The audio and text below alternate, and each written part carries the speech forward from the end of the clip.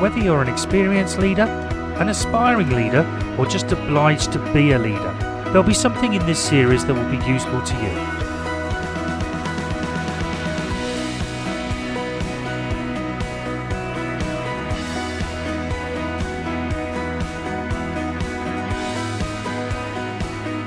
Hello and welcome to this episode of the Leadership Lens Sessions. In this episode I'm going to look at the importance of trust. It is actually more complicated and wider reaching than simply can you or others be trusted, although that is part of it. Trust, and or the lack of it, happens at different levels, in different ways and in different contexts. Trust, and or the lack of it, can also have different impacts and effects that we need to be aware of. On a very simplistic level, there are two basic questions to consider. Do people trust you? And do you trust others? Covered by these two questions, there are lots of different areas and also different outcomes, and we're referring here to both colleagues and clients. Depending on if the level of trust is either high or low, it will have either a positive or a negative impact on these four areas. 1. It impacts the way people perceive each other. 2. It impacts others' behaviour. 3. It impacts performance. And 4. It impacts reputation. Trust is a multi-directional, multi-relationship thing. It impacts different things and different people. You might trust people, but do they trust you? And vice versa. Trust needs to be a both-way thing to be impactful and effective. Here's a very good quote. Good teams become great ones when the members trust each other enough to surrender the me for the we. Now, trust builds togetherness, a closeness that can only occur if people feel safe, protected, valued, respected, and have a feeling of belonging. None of these can occur with a low level of trust. So you've got high trust or low trust. Trust is one area where there is no middle ground. You either have trust in something or someone, or you don't. You either have high trust or low trust. You can't kind of trust or sometimes trust. It's an area that's part of our relationships and organisational culture. It's one that is hard to build, and therefore it's important to maintain and keep hold of, because it's also very easy to lose. The importance of trust is highlighted very well in this quote. Earn trust, earn trust, earn trust. Then you can worry about the rest. Trust is a huge enabler. It can remove potential barriers. It can support progress and development. It builds teamwork, commitment and loyalty. If people trust an individual's and or organisation's motives, ethical behaviours and honesty, then they are more likely to support, accept and buy into any ideas and actions taken. Remember, leadership is about doing. You have to do things to earn trust. How others perceive you is important at both individual and organisational levels. Now, you can't fully control the perceptions that others build, but you can present them with the right and the best information to guide how they're going to form these perceptions. So what you do have is total control over your own behaviours and your actions, because it's on those that you'll be judged by others, and it's also how you judge others. So you can control the information that others are getting. So the question is, how do you want to be perceived? Do you want to be perceived as honest or not? As valuing and supporting others or not? As having the best interests of the company, individuals and clients in mind or not?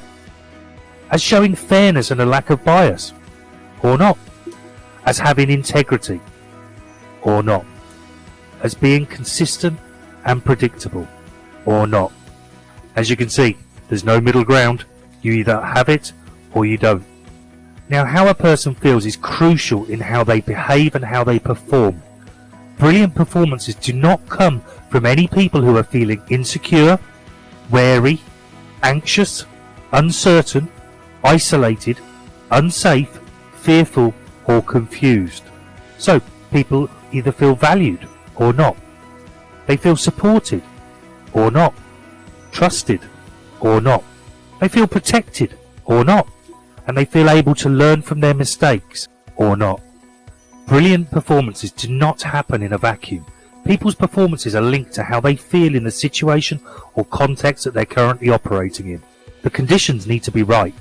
A high level of trust is crucial to making the conditions right for people. So, a person is either comfortable to give their best or not distracted by feelings of insecurity or not. They're either part of a supportive team or they're not, and they're either able to innovate and take risks or not. Individual and corporate reputations are important. Reputations are built on what we have done and how we have done things. Your actions and attitudes matter. So, what is your reputation currently being built upon? Are you seen as caring or not? Are you seen as a good company and individual or not? Are you seen as having happy employees and clients or not?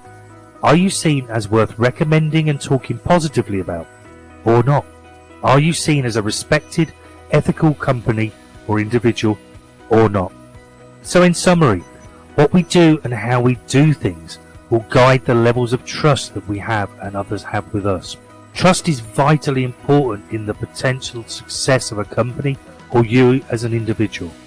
Earning, building, maintaining and demonstrating behaviours that lead to a high level of trust has many payoffs. It's a stress buster because it removes some of the factors and conditions that can cause stress. And this is good because stress is a massive inhibitor to brilliant performances. If there are high levels of trust, then this is a massive stress buster for your team and actively reduces potential for hostility and isolation in the work environment. Solid, well-functioning and supportive teams are great. Great teams achieve more. Teams that have a high level of trust have better morale, better motivation, and their teamwork and collaboration is more effective. The team thrives. High levels of trust lead to high levels of inclusion and engagement.